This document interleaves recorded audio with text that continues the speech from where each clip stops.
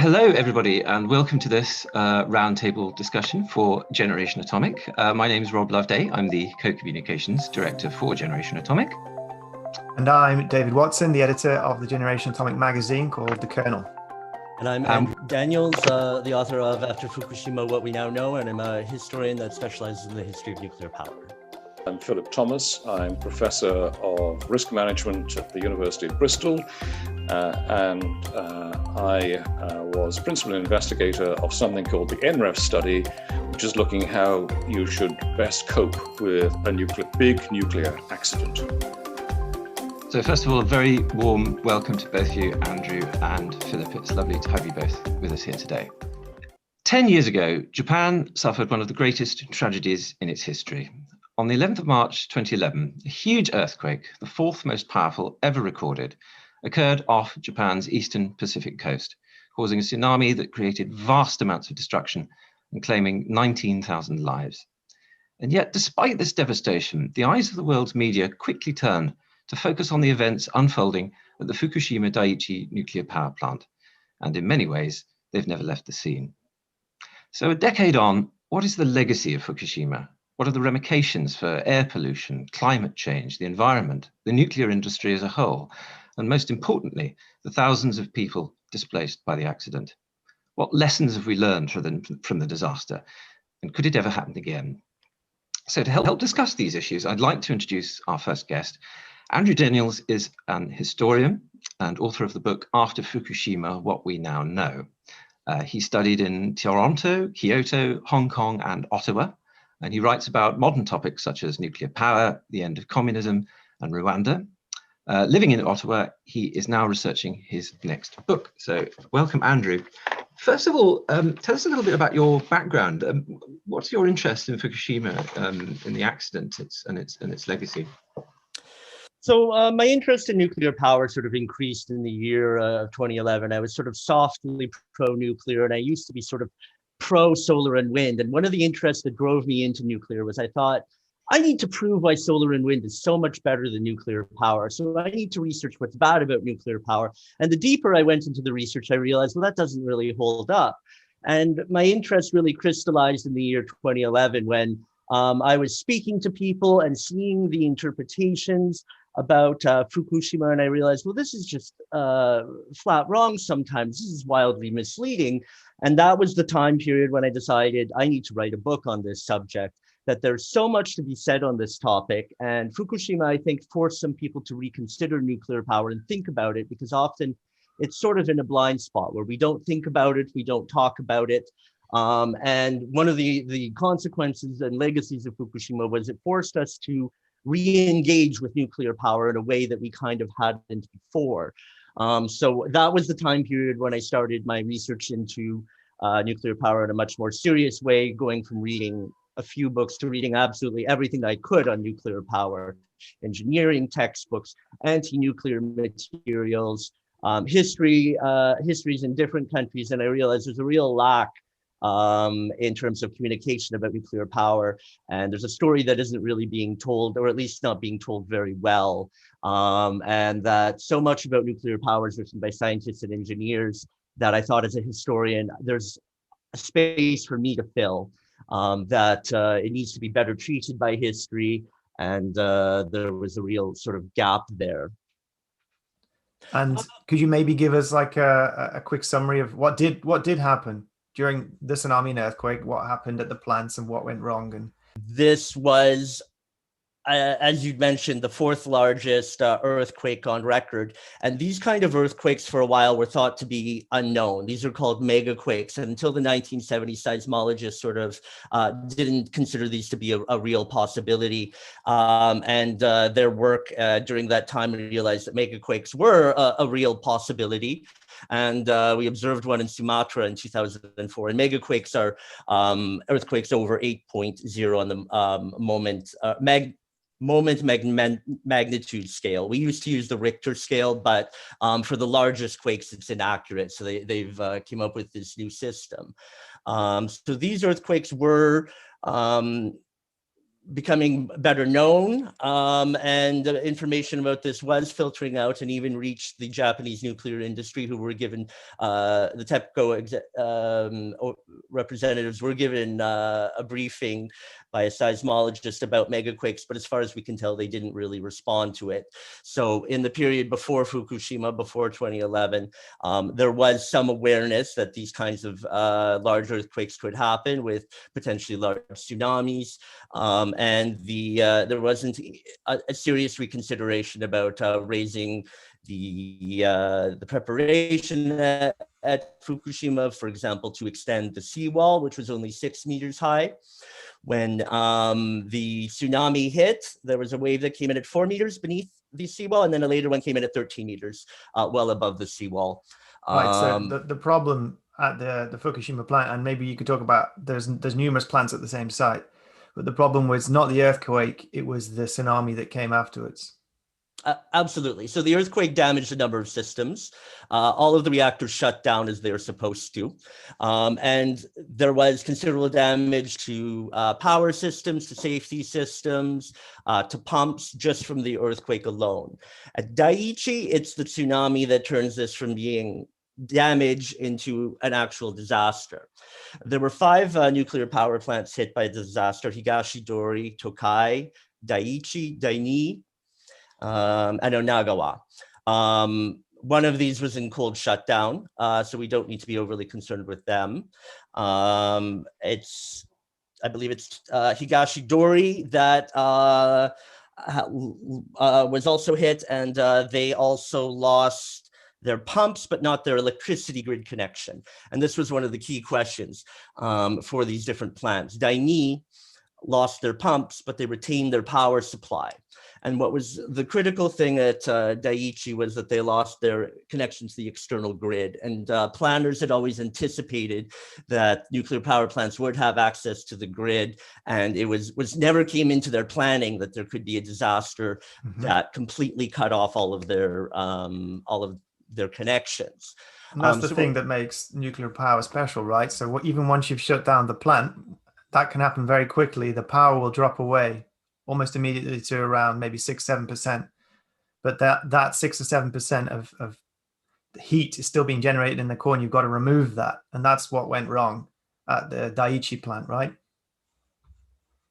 Absolutely, it's losing the cooling. After a plant shuts down, considerable cooling is needed to prevent the fuel from getting too hot, from the coolant from boiling away. If the fuel rods become exposed, we see this dramatic increase in heat. Okay, so as once the cooling systems were lost, they had no method to cool these reactors, and we do know the fuel melted down. They didn't know that at the time. They had very, very limited information about what was going on. They had only emergency lighting. It was very, very difficult to even assess what was going on at the plant. So that was also one of the issues that made this such a difficult disaster to respond to. The normal sort of procedures that should have been available were very difficult. Right. And there were heroic efforts at the plant to really try and save the day, as it were. I heard stories of some of the operators going around the car parks and pulling out car batteries to try and extend the battery life of some of these systems. And they brought in fire trucks to provide cooling. And as we know, this just wasn't enough, that the heat generation was so tremendous. They do have some volume of sort of a local water supply, but that wasn't available at the time. And there are many modern plants that have excellent sort of water supply systems, so that they have 3 days of cooling, or whatever X amount of cooling. And unfortunately, those supplies weren't available. It needs to be mentioned that Fukushima Daiichi was one of the oldest working plants in Japan. It was the 3rd one to be built. So what we were seeing was a plant with sort of some of the less sophisticated systems. Onagawa was one of the other plants that was hit, but it was sited much higher. At Fukushima Daiichi, they had elected to build the plant much closer to the water. The site was a cliff face, and they decided to just eliminate this cliff face for several reasons. One was that bringing the plant closer down to the water would have reduced the cost of pumping the water up in order to cool the plant. So this was a dramatic decrease in its electrical consumption. The pumps would have required 1.1 megawatts of electricity instead of about 4.3, which is actually an enormous amount of electricity over the lifetime of the plant. Right. So there was a logic behind the decision. The other element to mention is that the parts to build a nuclear power plant are extremely specialized, extremely difficult to transport, and actually moving them to the higher site was calculated to be a much more expensive and difficult proposition. So they said, let's move it to a lower spot. This will be a better development down the line. One of the most famous, well-known aspects about the Fukushima safety systems was that they had these backup diesel generators that were located in the basement. And for a lot of people who only know a very thin amount about Fukushima, that's one of the elements that stands out to them, because everyone can understand how if a plant is flooded, this was a bad idea, or this was a risk. And when they were building the plant, they were really anticipating the danger from typhoons, which seemed like a much more realistic danger rather than tsunamis. So there was a calculation there. There was a decision made to prioritize one type of risk over another. I mean, am I right in thinking that the actual tsunami wave was greater at the Daiichi site than it was at Daini and at the other nuclear plants along the coast? Is that correct? Yes. There was actually a sort of unusual factors in the ocean that called constructive interference that caused these waves to become unusually high. So yeah, it was Daiichi that took sort of a higher wave, a higher brunt of the blast, even though Onagawa plant, it was much closer to the epicenter. Onagawa plant is both more modern, and it was actually sited higher. So it became an evacuation center for the people in the town because it was more intact and more secure than other places in the area. Yeah, that's a really incredible story, isn't it? So the town around the Onagawa was pretty much destroyed, and the people actually evacuated to the plant because it was more robustly constructed than everything around it. Yeah, and that sort of runs counter to what some people imagine, that nuclear power plants are a site of safety and security, but they absolutely can be. They're, as you say, built very robustly. The core, obviously, they weren't able to prevent the core from melting down. So what happened then in terms of there was a radiation release into the environment, and then the government chose to evacuate. So take us through that sequence of events. What precisely happened there? Absolutely. So what I mentioned earlier that the fuel rods become exposed when there's a shortage of cooling. And what happens is that hydrogen gas is created. And we observed this at Chernobyl. We even saw this at 3 Mile Island, that there's a reaction with at high temperatures that will create hydrogen gas. And it's the zirconium alloy fuel cladding that can cause this reaction. This is a known characteristic about it. And hydrogen gas is enormously explosive. Naturally, reactors have no oxygen in them, but there are ways that the oxygen can penetrate. And certainly we think that the damage from the earthquake may have created small cracks. We know that the reactor number 1 depressurized in the period after the accident, and that is sort of could have been related to this. We know that there was a hydrogen explosion at number 1 a day after the tsunami, and this was the result of the failure in the cooling. There was further explosions in the subsequent days, always hydrogen. And we know that there are methods to prevent this, that nuclear power plants do have systems to both recombine hydrogen or to vent it. And these were ineffective. There was difficulties in using these systems at Fukushima Daiichi.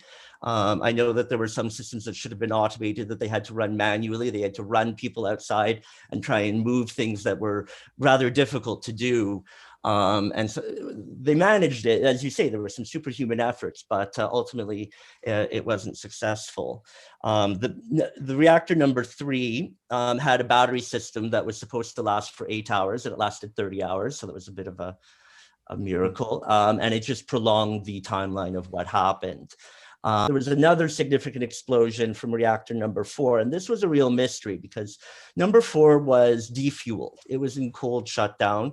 So this means that there was no cooling needed for the reactor. There was no fuel even in the reactor itself. All of the fuel was sitting in the spent fuel pool. When this explosion occurred, there was a lot of speculation. How could this have happened? And one of the things that was hugely provocative, certainly in terms of the media attention, was someone from the NRC made a statement saying the spent fuel pool at number 4 was on fire. And he made this statement with a limit. He was extrapolating. He was trying to explain this explosion away without actually knowing that the spent fuel pool was on fire. So for a while, that became a possible theory that this is what happened. And we know this was entirely false. As they were trying to cool the reactors, they could visibly see the fuel pool and they could verify that there was water in it. What we learned is that it was the venting systems from number 3 that passed hydrogen gas into the space for number 4 that caused the explosion there. Interesting what you say about this story of the pool being on fire. I think that's a kind of a metaphor for a lot of what happened at Fukushima. There's a lot of misinformation or sort of someone speculating, and then that is just re-reported over and over again in the media. And once that's out there, it's then difficult to reel back. And I think that's a lot of the issues that followed after the actual initial accident took place. And I think this is a good point to bring in Philip Thomas, as I was saying. So Philip Thomas is a professor of risk management at the University of Bristol. And he's the inventor of the judgment or J value, which is a framework for making objective decisions about safety and environmental protection. I know Philip's been very busy recently working on risk modeling for the COVID pandemic, particularly modeling the famous R value for virus transmission. But about a decade ago now, and it ran for about 5 years, Philip can correct me, he ran a project called NREFs, which gathered experts from all across the UK, from University of Manchester, the Open University, City, Bristol, Warwick. And they wanted to look at the effectiveness of emergency measures that governments can take after nuclear accidents. So obviously you've got the real world cases of Fukushima and Chernobyl, which they studied and they applied Philip's J value, which you can explain shortly. And they also looked at some hypothetical scenarios.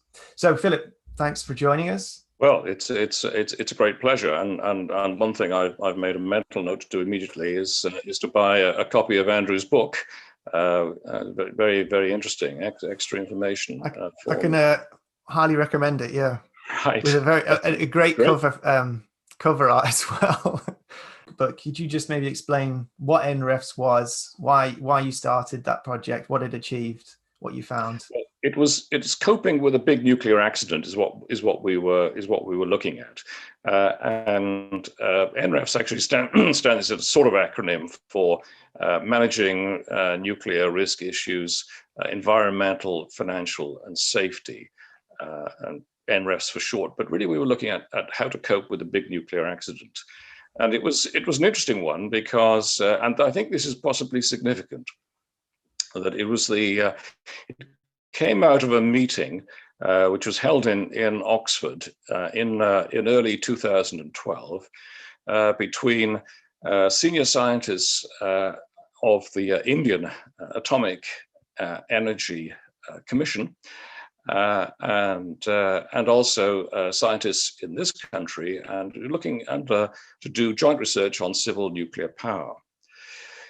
And the chairman of the Indian Atomic Energy Commission was there, and I explained to him about the J value and its capability and its potential for nuclear, and he immediately latched onto it, and he co-designed, in a sense, the project. And it did, as you say, involve multiple universities. The reason he was very interested, this is just a year after Fukushima, there was the question as how a nation should respond if there was a similar accident in their country. And of course, he was the most senior man in nuclear in India, so he's very interested in the answer. And so what we did was we pulled together a number of different strands. The J value was 1, J for judgment, and also optimal economic control. And in addition to that, we were fortunate enough to pull in some energy experts from the Open University who actually had a collaboration with Public Health England. And so we were able to apply the official codes to the problem as well. Now, the fundamental common result coming out of all that was that possibly contrary to, well, certainly contrary to what we expected, it was a surprise to all of us. It was a surprise to particularly one of the mathematicians who was actually born in Russia and remembered as a very small child the publicity around Chernobyl and thought that Chernobyl was an absolutely dreadful nuclear disaster. Well, it was a very, very bad nuclear accident. And what we found was that in almost no circumstances should anyone conduct a mass evacuation, a mass relocation, so a permanent, semi-permanent or permanent relocation of people after a big nuclear accident, which was a considerable surprise. And if we can just wind back a little bit about, you said that the Indian Energy Commission, Atomic Energy Commission, was interested, particularly in the J value, but also these other methods. I think it's worth saying that previous to the work of NREF, so the work that your team did, no one had actually objectively assessed the effectiveness of the countermeasures taken at Chernobyl, and obviously not or at Fukushima, and no one had really tried to properly model in an objective way again for these hypothetical scenarios. Is that right? That's basically right. I'll introduce one caveat into that, David. There was another person who had looked at the problem, and he had looked at the problem even before Chernobyl. And I think this is important. This was Walter Marshall, whom I worked for, an extraordinary man who was, at the time, he was chairman of the Atomic Energy Authority in the UK, and then took over as chairman of the Central Electricity Generating Board, which was one of the world's biggest utilities. It ran all the power stations, nuclear, conventional, the whole lot, throughout England and Wales. And in his spare time, he was an extraordinary man. In his spare time, he was actually looking at ways in which you could translate radiation dose into loss of life expectancy. And so years later, I picked up on his methods and I was able to introduce that into the J value. Why is the J value objective? The J value is objective because it carries out a balance between the loss of life expectancy that you can avert through putting in a safety system against the cost of that safety system. And it's codified in a mathematical way with all the parameters are there for all to see. It's intersubjectively testable in that sense, but more than that, during the course of the project, we actually found out that it actually accounts for the way in which people value life expectancy across all nations in the world, which was a very wide-ranging and rather extraordinary result.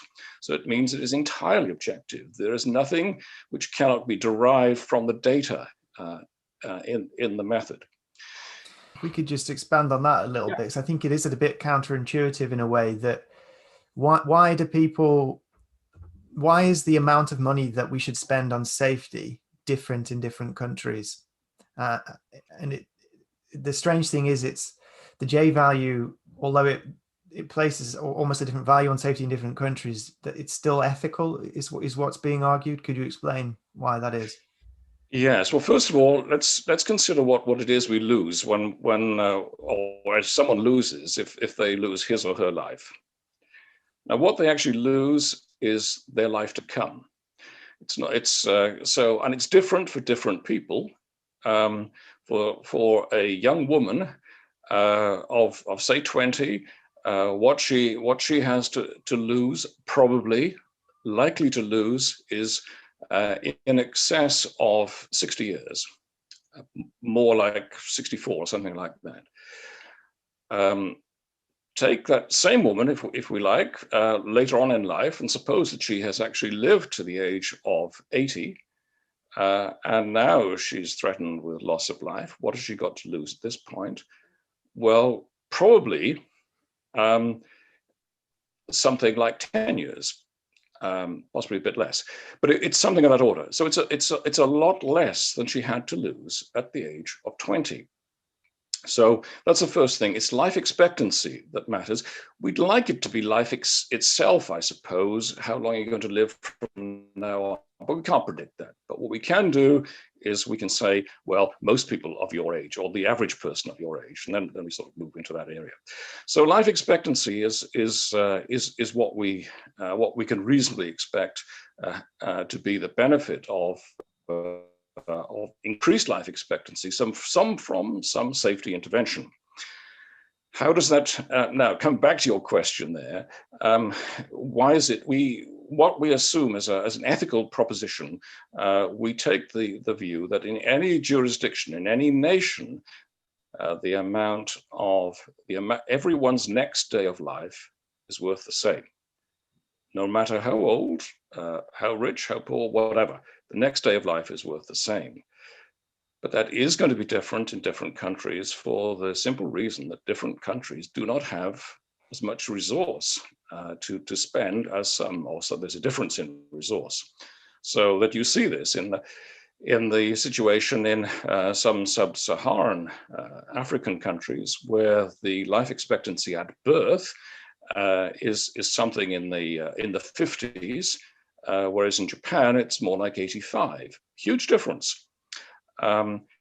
Japan is taking decisions all along the line to keep to maintain that long life expectancy. It's not the only thing they want to spend their money on, but it's part of the things they want to spend their money on. So that's the basic reason. It's a lack of resource, or greater degree of resource explains why this is so. And the ethical stance is that everyone in the same country the next day of life will be worth the same. Yeah, and it does get quite sort of controversial, doesn't it? And I know a lot of this has come up as well in your work on COVID, with we want to reduce the transmission of the vaccine, but closing down the economy causes economic damage, which can also cause health damage in other ways. So it's understanding that any protective measure you take, you can't just assess it in isolation, right? There's not an infinite pot of money from which we can draw. And if we spend on evacuating people, that's money that we can't spend on education or other health programs, for example. If I might, I have a little comment on this. And when we're evaluating sort of the value of different interventions in different countries, one of the things we can consider when we're looking at risk management is what's the potential, or how could this money be best spent? If, for example, an improvement to healthcare could save someone's life for the investment of $80,000, then should we be spending money on healthcare, or should we spend it on nuclear safety, where it's $680 million to save one life? So these factors do come in. If we want to save a life in Japan, you may have to spend more money to get that same benefit. Maybe you have to spend $5 million to spend to reduce road safety deaths by one, whereas in the Central African Republic, $8,000 could save a life, and so on. So those also do factor in where can resources help the most in different societies, and those do vary very drastically. Absolutely, that's right. So I'm starting to wonder, how does it apply to Fukushima? Obviously, as we know, and Andrew will be able to tell me the exact amount, but I mean, tragically, it's over 1,000 people died, I think, because as a direct result of the evacuation. So in terms of applying this methodology to Fukushima, how does that play out in terms of the J value of the evacuation? Should there have been a partial evacuation? Should there have been none at all? What was the result in terms of life lost, or in a wider sense, the effect on those people who are still displaced? No, I understand the question. I mean, just to go back to Fukushima and taking it up from where Andrew left it, where the accident happened and the radiation was spread. The next thing that happened was that people were evacuated, and the government asked 111,000 people to move out of their homes, and a further 49,000 or so decided if that was good enough for their relatively near neighbors, they would do the same. So about 160,000 moved out, and of those, only about half had returned 5 years later. So, and there are some places where the people have not returned, and it's a real problem in many dimensions. But what we did with this focus on life expectancy and being able to pick up on Walter Marshall's methodology, we could actually say, when we knew what the doses were and we got the information was coming out when we started this in 2012, there wasn't so much clear information, but it gradually came out more and more. We could actually look at the doses which had been measured, and we could make predictions of the future doses, because the prime cause of this is deposited radiocesium. And so we were able to forecast the doses on a conservative basis. They might have been less, but they were unlikely to be more for the next, however long you want, but certainly for the next 70 years. And what we found was that in the worst affected village of Tomioka, where there were 16,000 people, the radiation dose there would, on average, have taken off over all time now, would have taken off about 2.5 to 3 months life expectancy from the inhabitants. Now, this is not nothing, but you can immediately put this in context by looking at the amount of life expectancy lost by the average Londoner who spends all his life in London. And from birth, it's 9 months. For the average person now in London, it's about half that. So about 4.5 months from now on, life expectancy that's going to be lost by. That's crazy. As someone who used to do a lot of cycling around London, I can definitely vouch for the air pollution. Yeah. I still live here, so that's very interesting to me. Yes, I mean Yes, I mean I was I live in London, and no one offered to evacuate me and buy my flat and all the rest of it. But that's one thing. But we actually. It becomes, I mean, because Japan has got I mean, in Chernobyl, we actually, because it's objective, and rational. The J value actually was saying for the conditions at Chernobyl in 1986, we estimate that about 9 months life expectancy is what you should be prepared to put up with, loss of life expectancy. And after that, you should move out. That actually meant a lot of people needed to move out, and 31,000 was our calculation. So of that order, 30 to 50,000 perhaps. That's an awful lot less than 330,000, 335,000, which is equivalent to a city the size of Cardiff that should be moved, and that's what actually happened. At Fukushima, the figures were closer to London's level, is what we would say. So definitely something needs to be done about air pollution in London, and it is being done, but it needs to be done. And around about 4.5 months, but that you'd have a difficulty actually justifying moving anyone out after Fukushima. So basically, no one should have moved out permanently after the Fukushima accident. So with those people who the J value still identifies as it being correct to evacuate from Chernobyl, was that a permanent relocation, or are we talking a few months? What are we talking about? That is pretty much permanent. And it was worse than that. What happened was there was the first evacuation, which took a few months, and that was complete by the end of 1986, and 116,000 people were moved out then. Of those, 31,000 would have lost more than 9 months life expectancy if they had stayed. But the average amongst the other 85,000 would have been about 3 months life expectancy lost. So that it was not worth moving those people out. But it got worse because at the 4 years later, the authorities decided to move another 220,000 people out. So twice the size of the first relocation. And these 220,000 people, we looked at those, and we could look at the doses that they would have received. I mean, the doses they were less, basically going to receive less dose than the first lot anyway. But 4 years later, very significantly less, because there's been radioactive decay. What we found was that in the worst affected 1,000 of those 220,000, they would have lost, if they'd stayed, just 3 months life expectancy. So it was a decision which was very strange. They were advised against it at the time by a study carried out by the European Community, as it was then, but they went ahead anyway. And of course, this there were, I mean, with our J value, we can actually look at things, and we can actually come up with a completely objective recommendation.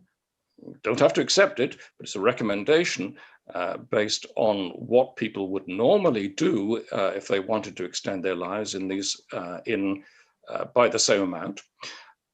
So we can come out with that. But I think do you think that's partly the problem, is that we can look back at it now with our 2020 hindsight? We've got the J value. There was no J value in 1986. There was no J value. Well, no one was really aware of the J value in nuclear in 2011 at Fukushima.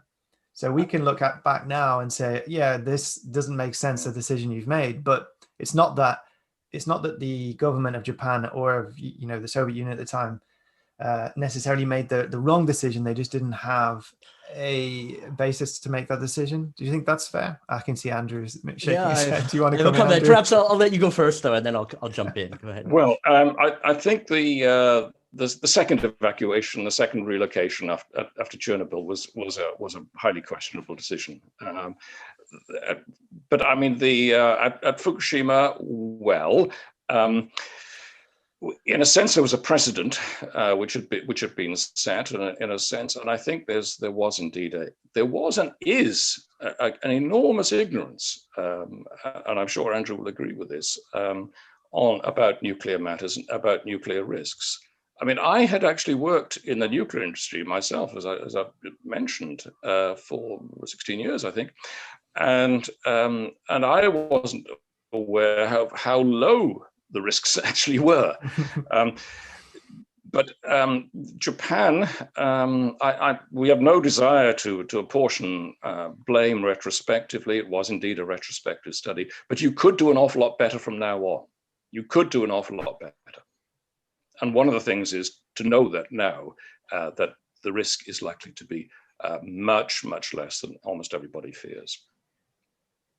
And I think it's worthwhile mentioning actually as well. I think I'm right in thinking, Philip, that your study is it's actually quite a conservative assessment of risk. I mean, it's based on the linear no threshold model. Is that correct? It is indeed. It's a conservative assessment in that sense on what the effects are. We wouldn't consider it conservative in the value it actually assigns to life expectancy. Andrew, you've lived in Japan, and you know probably more about Japanese culture than the rest of us. I mean, is there anything about Japanese culture that might have affected the sort of political response of the authorities towards Fukushima? Japan is a society that values victims in a certain way, and calling yourself a victim gives you a certain status and a certain prerogative to criticize. So that factors in. And in the aftermath of and the responses to Fukushima, there's definitely kind of a political response and a political movement that shaped around both an anti-nuclear trajectory, and also sort of a rebellion to the existing authority that the party that dominates Japanese politics, the Liberal Democratic Party, that's been dominant in Japan since World War II, is very pro-nuclear. So this factors into both sort of an intersection of authority and mistrust. And in Japanese society, there's a priority placed on consensus and kind of avoiding some people feeling left out. And in Western societies, we're sometimes willing to say, okay, 90% of people decided, we're moving on, you're left behind. And in Japan, there's a decision-making process called Namawashi, which means to dig up around a plant for transplant.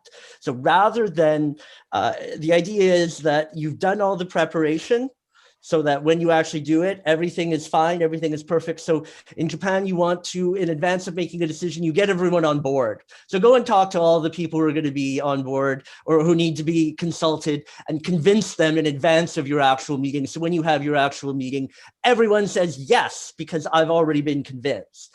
So that's a Japanese style of decision-making we don't really see elsewhere. Usually we have a little bit more confrontation, a little bit more opposition, pushback, so that sort of informed some of the decisions around shutting down the reactors, restarting the reactors. They decided that they want everyone to be on board and for everyone's concerns to be addressed.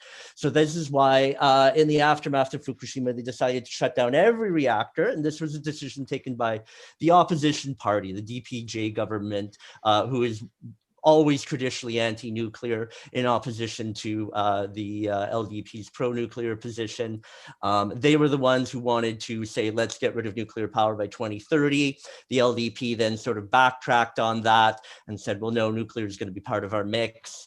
But even though the LDP government came back into power, they didn't restart all the reactors. They didn't feel that they had the consensus necessary to move forward. So there is sort of moving a little bit more slowly and in a different trajectory because of the way that Japanese people value this consensus. This can also interfere with reforms because they've built up this consensus, then it's hard to break it. And there's a concept in Japan called Gaiatsu, which is where you have outside pressure. Someone external criticizes, and now all of a sudden the internal people can say, well, we're being criticized. Now we have to revisit our consensus and change what we think. So both of these concepts have kind of returned at different points throughout this trajectory and in the last 10 years.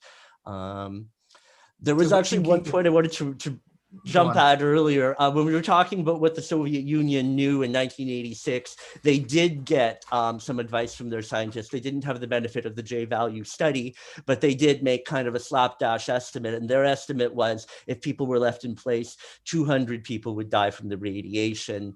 And they recommended against evacuation. Their recommendation to the Soviet government was do not evacuate. It will hurt people more than it helps. And we know that with greater certainty now, having these analyses and the time to do it. But even in 1986, this concept was understood that evacuation could be disruptive and dangerous. They, in fact, seem to have overestimated the damage of the radiation, that it's possible that it didn't quite even reach the toll that they expected. So this information was available to some degree in 2011, that evacuations have these consequences. But what we tend to do is overestimate the physical danger of radiation and underestimate the mental health impact. And when I looked at it, the evacuation, rather than looking at the J-value, I was looking at the impact on depression and isolation and all the deaths that occurred as a result of the evacuation. And that's a dramatic toll. You'd mentioned something in the realm of 1,000 deaths. There's something like 1,100 deaths in the first 3 years. And now the estimate is around 2,200 additional deaths from the evacuation, which is just utterly appalling and just a little outrageous ages that we haven't gotten a little bit more upset about it or thought about it even more? Yeah, so I think it's something that, if I'm right in saying, Philip, you didn't take account for the kind of economic and socioeconomic dislocation when you were coming up with the J value. It's purely on the cost of taking the actions.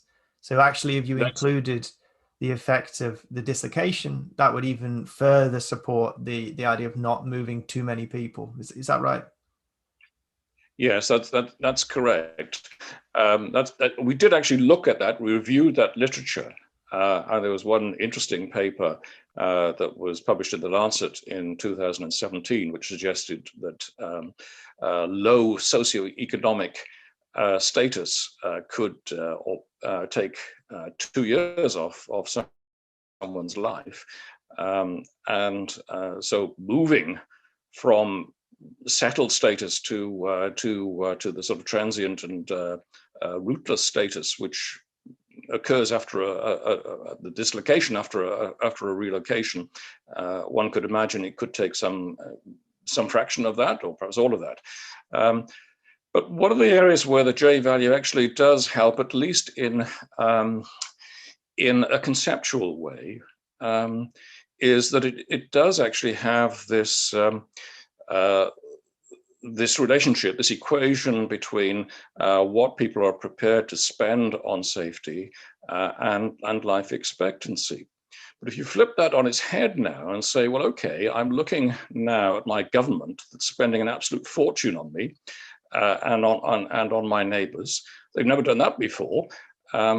So that means that either they're protecting me from some enormous danger, which is, an unbelievable amount of danger because they've never done anything like that in their lives before, or they're compensating me for something which is truly terrible, and this is just this is just compensation. But I'd far rather have had my life as it was before, and now, well, obviously it's massively foreshortened.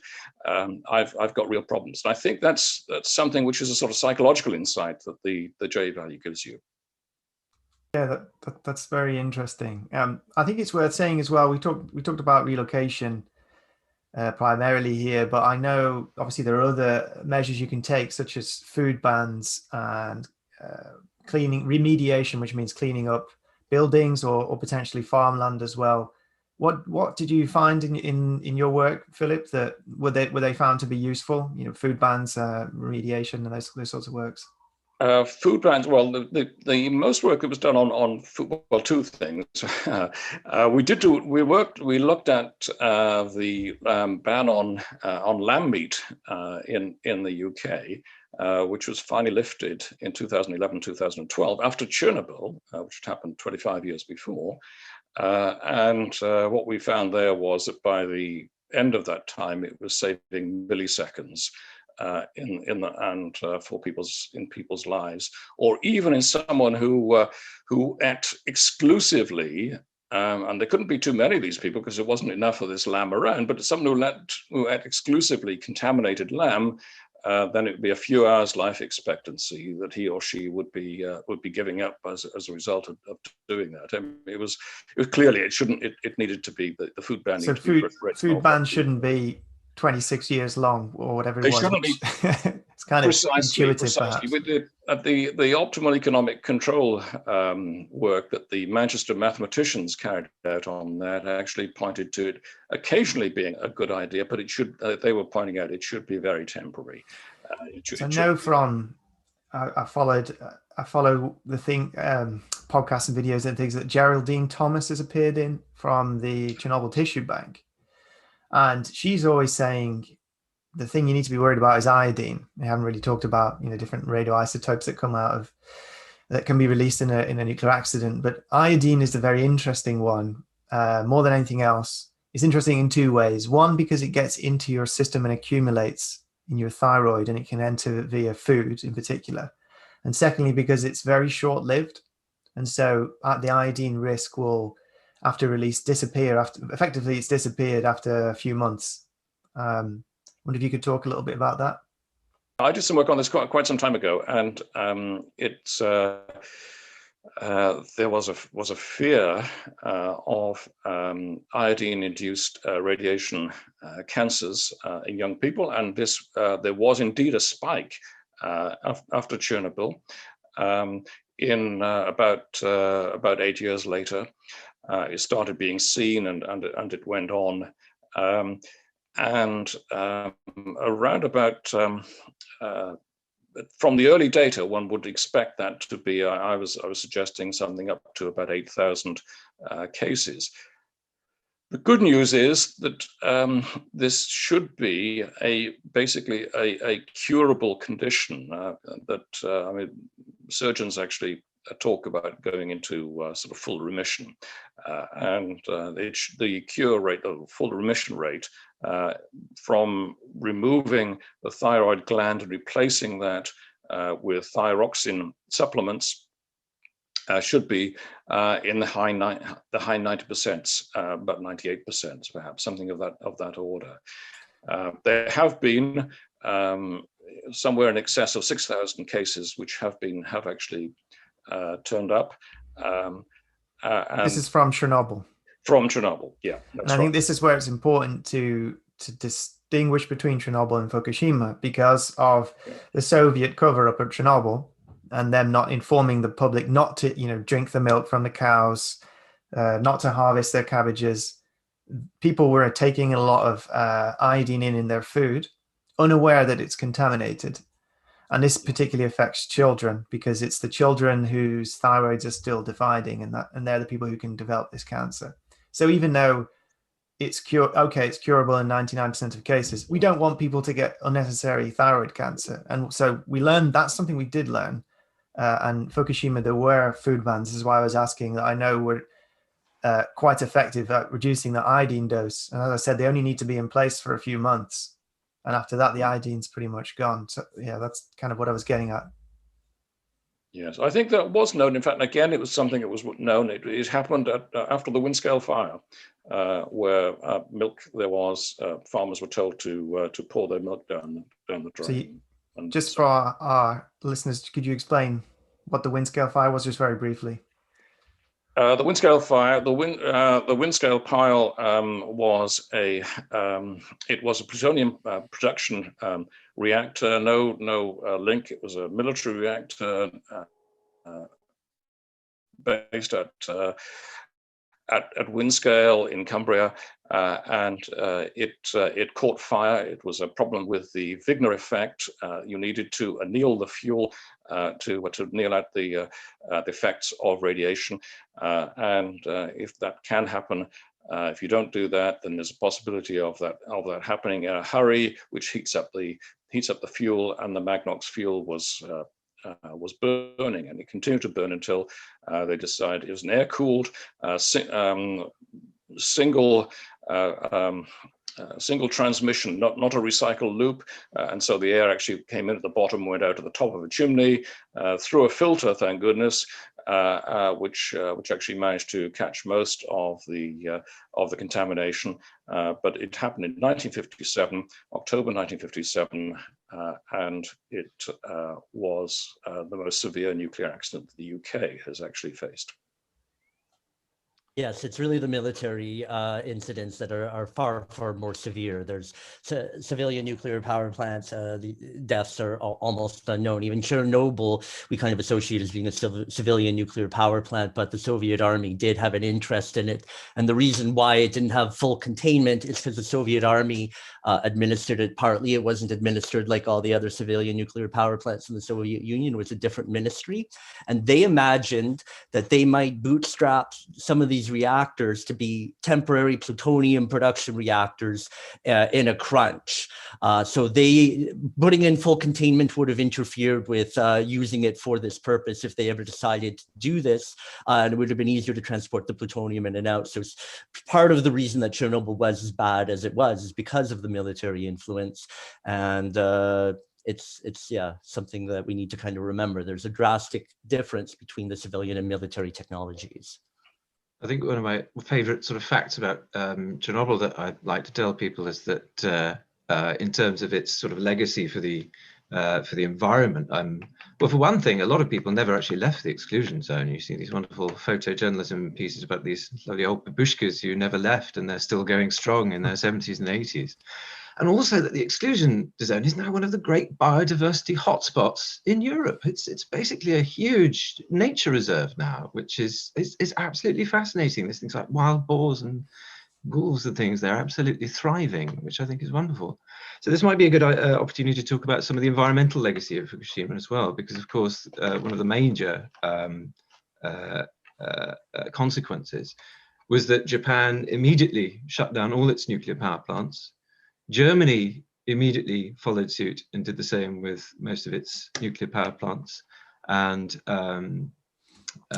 And Italy had a referendum a few months after and decided to halt their nuclear restart that they were planning to finally go back into nuclear power.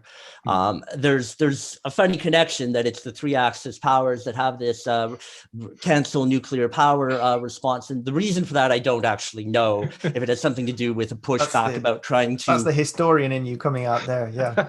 Well, you can only notice that it's Germany, Italy, and Japan, and it's always in these years immediately after a nuclear accident, because populations support nuclear power, majorities support nuclear power, and across most societies at all times, with the sole exception of the year of and the year after a nuclear accident. So 1986, 1987, 2011, 2012.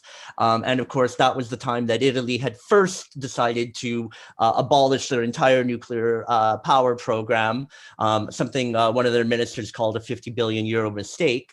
And it was done in really strange circumstances, because the referendum didn't even ask, do you want to abolish nuclear power in Italy? They asked three rather oblique questions asking, should there be subsidies for municipalities that have nuclear power plants? Should the Italian nuclear and electricity utility build nuclear power plants abroad? And there was negative responses to these questions that the Italian political system decided to interpret as, we must abolish all of nuclear power right now.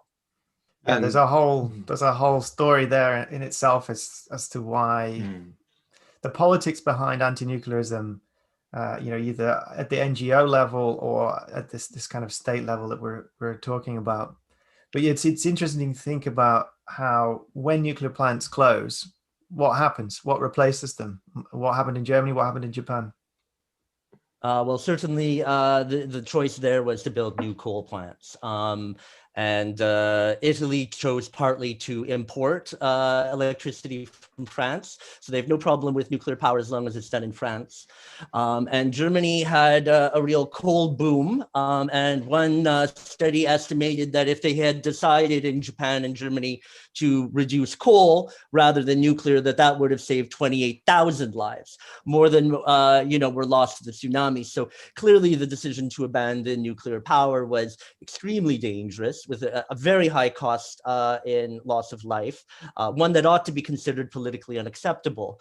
And it says something that it is considered politically acceptable to increase air pollution, to build coal power plants, even as we know that basically a coal power plant operating correctly is more dangerous than a nuclear power plant in distress. But that's a hard lesson for people to assimilate. It's a little bit like the difference between I can, if I take a taxi from my house to the airport and I then fly on a plane, or me and probably almost everyone else is much more worried about being on the plane, but actually I should be more concerned about being in the taxi, because it's that everyday risk that's actually going to cause me, more likely to cause me a problem. Air pollution seems, we're used to fire, we're used to smoke, we've been around it for millions of years. Radiation is just this strange thing that we can't quite picture, we can't see it, we don't know what it is. So it's this unknown, unintelligible risk that I think that's certainly something plays into it. Do you think? Definitely plays into it, that it's seen as a natural risk, which is of course absurd, because we get radiation every day from the sun above and from the earth below, but it's not the way we're taught about it and the way we perceive it. So Yeah, the risks we're used to, as you say, we're used to them. And one of the ironies is that nuclear power has such an impeccable safety record that we never get used to nuclear accidents. If they happened every 2-3 years, we go, oh, it's actually not that bad. The environment is fine. Unfortunately, we lost a reactor, but we wouldn't respond in the way we do. And it's rarity that sort of perversely gives us this ironic interpretation. Interesting, isn't it, how people are totally fine with radioactivity when they're having an X-ray or a CAT scan, or they're flying off for their holidays because you're going to get more radiation on the plane, but not with the nuclear plant. I think this is an important point, because although Andrew says that nuclear has got buy-in at a considerable level from many publics in nations around the world, at least. When the dust has settled, in a sense, after an accident, I think that buy-in, I think that a lot of people actually have a lot of qualms. Even the supporters would probably say, if only it could be done somewhat differently, I'd be happier. And certainly my feeling, and I think it was the feeling that was shared by Walter Marshall, because when I knew him, he was directing the Sizewell B plant at the public inquiry back in the 1980s. I think they can see this, and one of the things is that you can now avoid. I think what needs to be done from nuclear power's point of view is it does actually need to avoid these overreactions, because I think, as Andrew has said, people, because of the rarity of accidents, but then the huge overreaction to accidents when they do occur, this gets people very, very worried at that time. It can, as we've seen, as Andrew has said, in Germany and Italy and almost in Japan, lead to an existential crisis for the nuclear industries in those countries, and can shut it down. But now we can actually, for the first time, and I would suggest to you it is actually the first time. Now we've got the technology and the methods, basic method in the J value. But we also need more information, online information, but that can be done. That can be supplied. So we could actually have an online J value, an online calculation of life expectancy, the effects of it, which could be happening in real time from an accident, as soon as the accident starts, and continuing throughout that accident. Mm-hmm. As we come towards the end of this discussion, then that brings us nicely to what are the lessons then we need to learn from Fukushima, from Chernobyl, from the way the government reacted in particular. So we're saying that the accident at Fukushima, it wasn't the amount of radiation release and that people would have been subjected to if they stayed wasn't that high, but obviously the health costs and the social costs of the reaction were very high.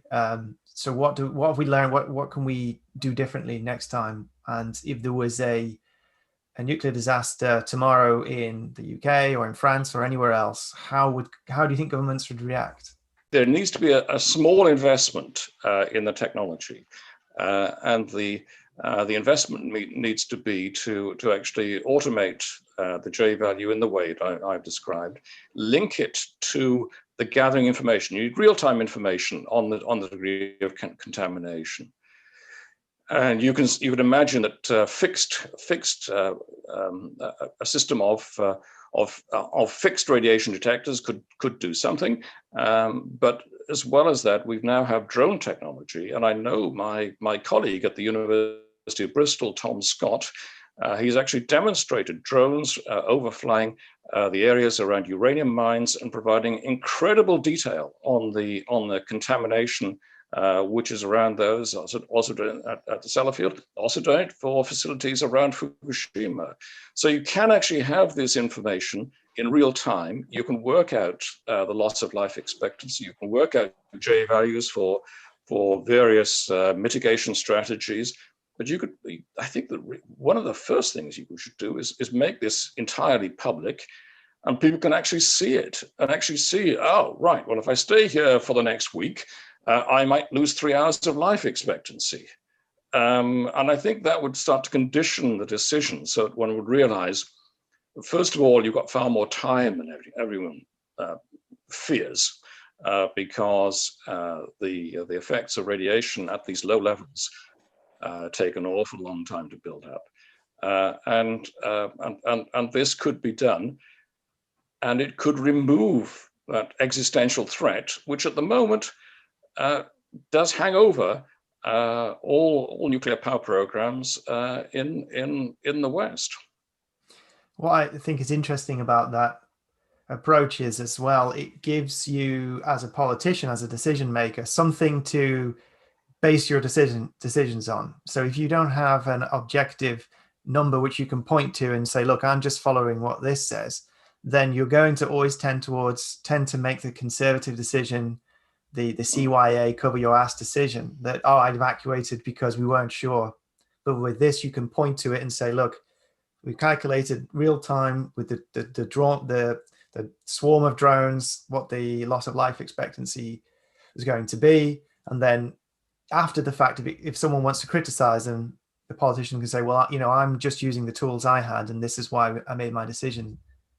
How do you think that would affect the development of one of these accidents? Like how might that have changed things at Fukushima, for example?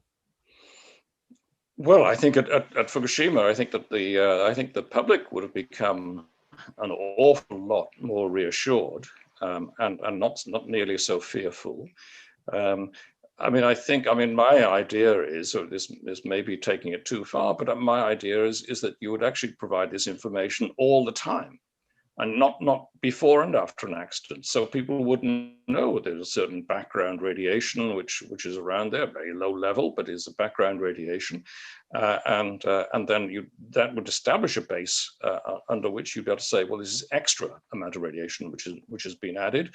And that's from a scientific point of view. But I think from a psychological point of view, people would just get used to knowing that this measurement is around, it is reliable, it's there every day. Most of the time, it's entirely boring, but it's there if we need it.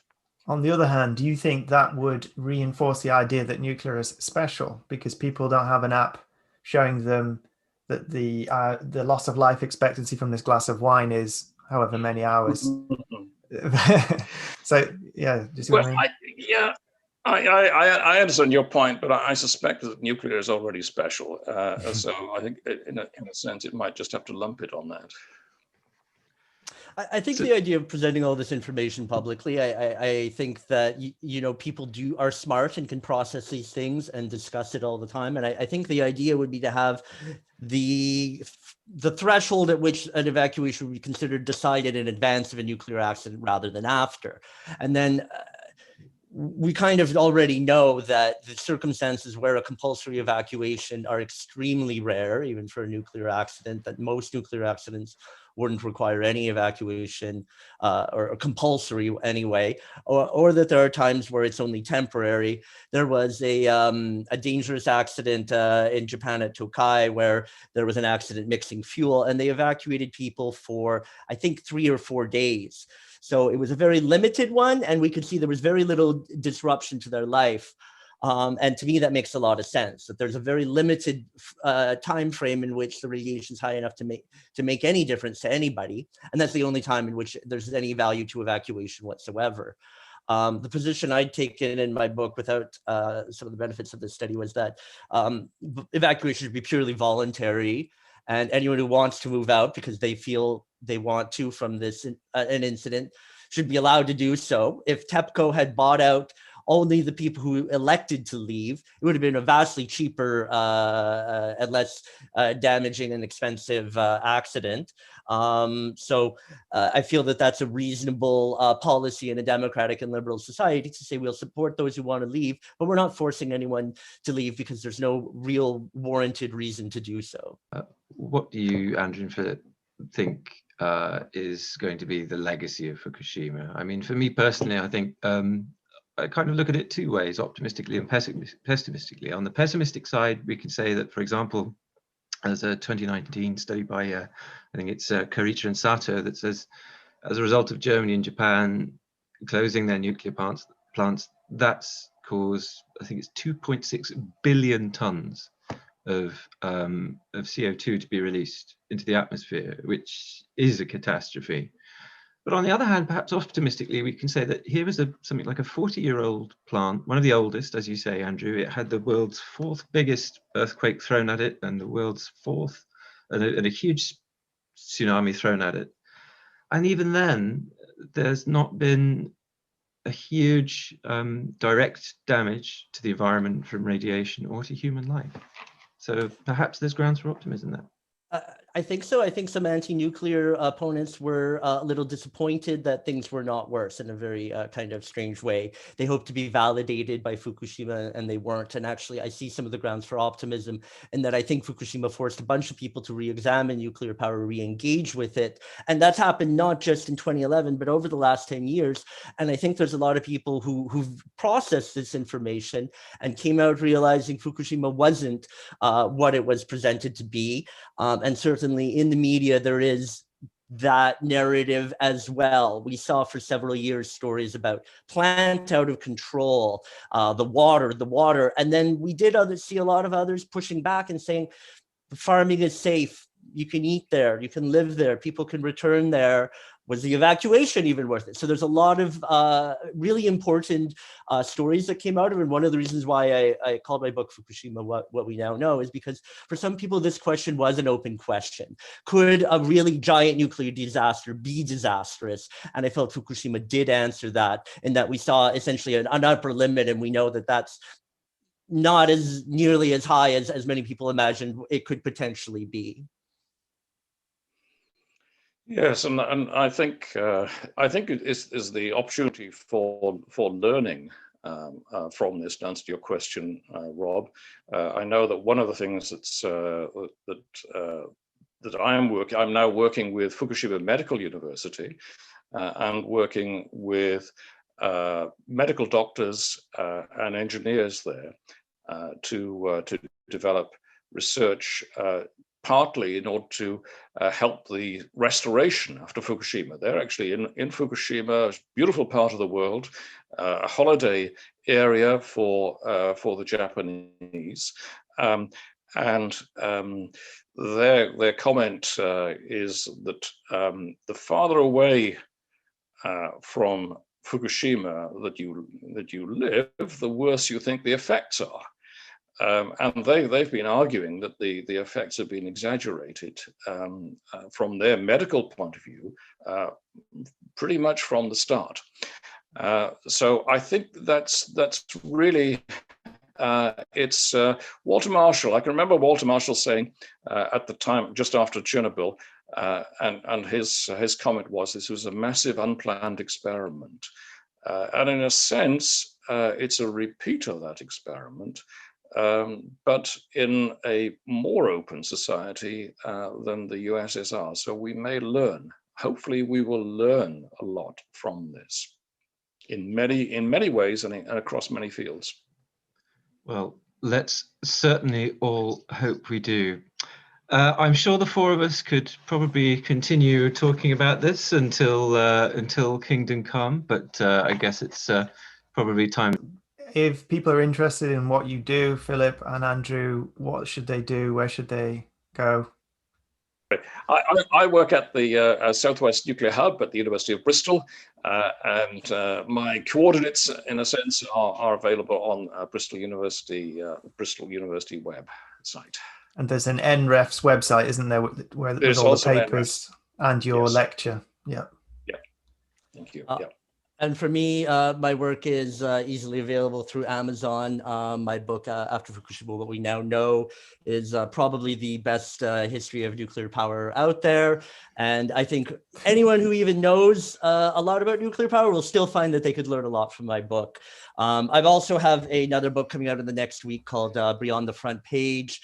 which is not a nuclear power book, but it is a history of the end of the 20th century. That's not a nuclear power blind book, where I tried to incorporate nuclear power into the environmental discussion and avoid that nuclear power sort of blind spot where we don't think about it and don't talk about it. And I try to address how nuclear power could have been solving some of the environmental challenges of that time period. Fantastic. Are you on social media at all? I am. There's an After Fukushima Twitter, and there's a page for the book on Facebook. So those are also alternate ways for people to engage and take a look. I will once again say thank you very much to our guests, Andrew Daniels and Professor Philip Thomas, for taking the time to take part in what was I thought was a really fruitful and interesting discussion. And thank you, of course, to everybody out there who's been listening and watched it. And we hope to see you all again for another Generation Atomic discussion again very soon. Thanks. Thank you.